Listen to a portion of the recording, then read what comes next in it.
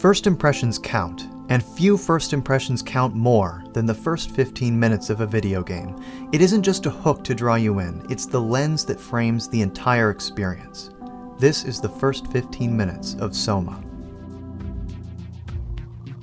Back in 2014, Thomas Grip penned an article on a new method of narrative game design called the 4 layers. In it, he defined narrative as the totality of a player's experience. Not just the cutscenes and audio logs, but everything that the player sees, hears, does, and thinks from beginning to end.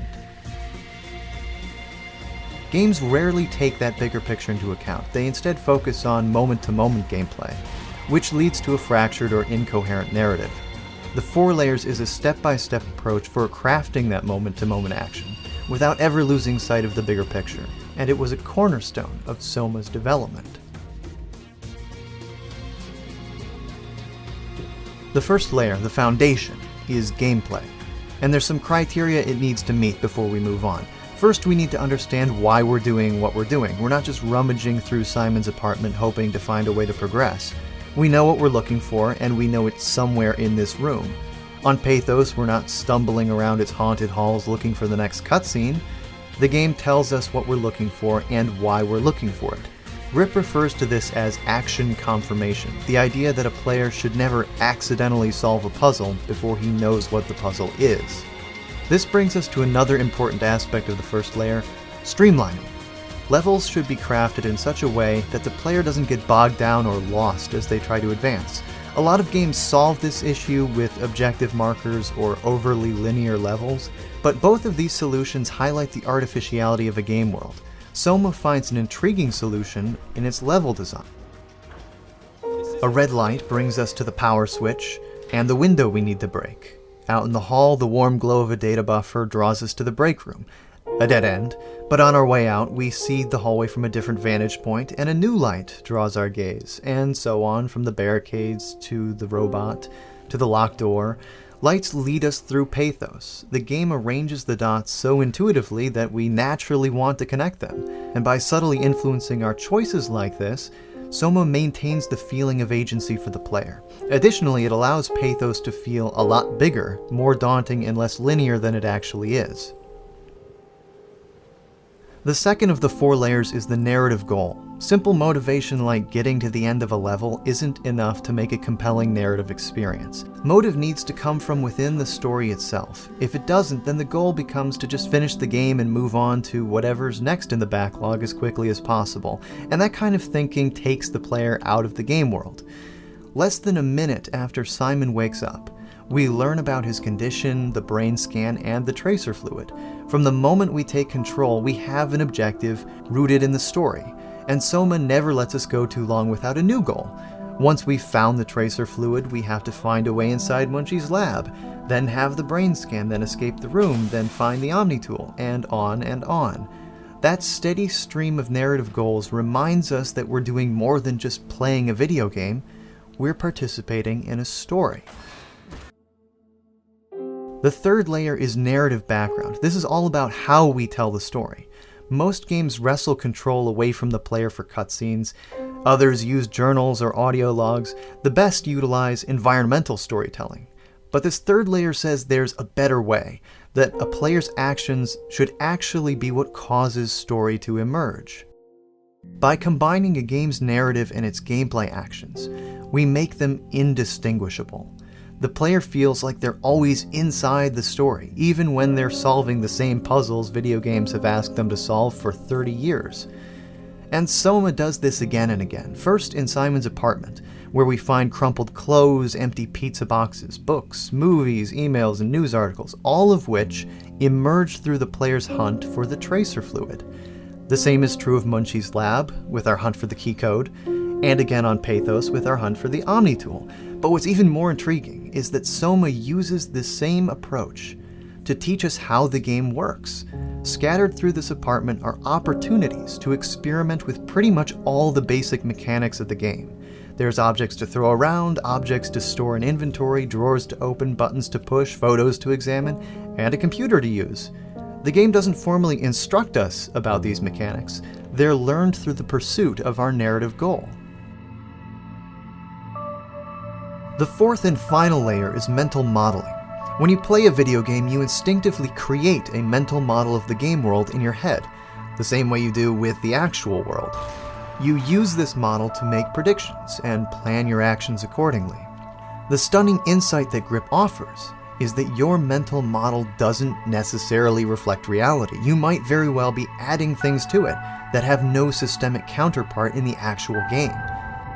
A perfect illustration of this can be found in another title from Frictional, Amnesia: The Dark Descent. Now, odds are if you've played Amnesia, you spent a great deal of time cowering in the darkness, waiting for monsters to shamble off and terrorize some other part of the castle, but that's a reaction to a false mental model. The easiest way through Amnesia is to purposely die to its patrolling monsters. They immediately despawn after your death, so that you can continue to progress with relative ease. But of course, it wouldn't have been half as fun. Your faulty mental model is what makes that game work. SOMA takes advantage of this in two distinct ways. Similar to Amnesia, the rules governing enemy encounters are never clearly established. The game never shows us how much damage we can take, or how much damage a single attack can do, or exactly why the monsters run away after knocking you down. We don't get enough information to build a complete picture, so our mind fills in the gaps with faulty assumptions, and that blind spot in our mental model causes us to see the monsters as bigger threats than they actually are. But SOMA isn't just a scary game. It's also one of the most philosophical and emotionally charged games in recent memory, and mental modeling plays a role in that as well. The game introduces the concept of player choice very early on. We're given a small decision whether or not to send an email, and in the next scene we witness the result. This interaction creates a false model of the game in which you can make real choices that will impact the story. But just like the monsters of Brennenburg Castle, this is largely in your head. SOMA is a linear game. Your choices don't change anything, aside from a few blurbs of dialogue. There are no alternate endings. Your power of choice is an illusion. But it's an illusion SOMA absolutely needs you to believe, so that when you're forced to choose whether or not to pull the plug or end a life, you believe that your decision counts. When the consequences turn out tragically, you feel the weight of guilt on your shoulders. Your mental model is a big part of what makes these moments so powerful. While the first 15 minutes of SOMA fit nicely into the 4 layers, it's still an unusual way to start off a game. Most mainstream titles start with a bang, something new and exciting to establish the world and hook the player in for the ride. The world that SOMA introduces is somewhere between normal and boring. It's jarringly disconnected from the rest of the game, and once we wake up on Pathos, it feels totally superfluous. But this is where the 4 layers approach truly shows its brilliance. The paradigm isn't about the individual scenes. It's about the bigger picture, and everything in the first 15 minutes works in service of that. The opening scenes in Toronto are not boring by accident. Even the audio is tailored to feel hyper-ordinary. From the buzzing of fluorescent lights, to the hum of an air conditioning unit, to the vibrations from a neighbor blasting music next door. Every sound evokes the monotony of everyday life, and it needs to be this way, so that the shift to pathos is just as much a shock to us as it is to Simon.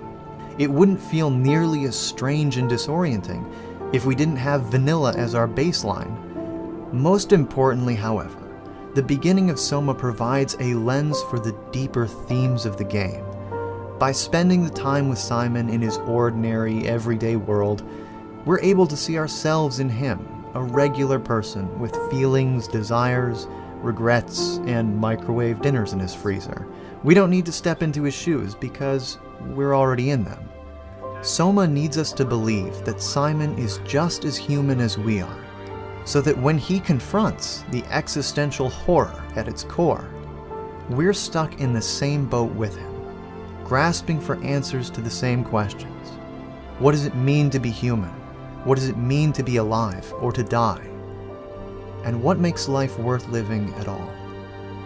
Once we've gone on that journey, the first 15 minutes stand revealed as a masterstroke, a testament to just how important first impressions really are.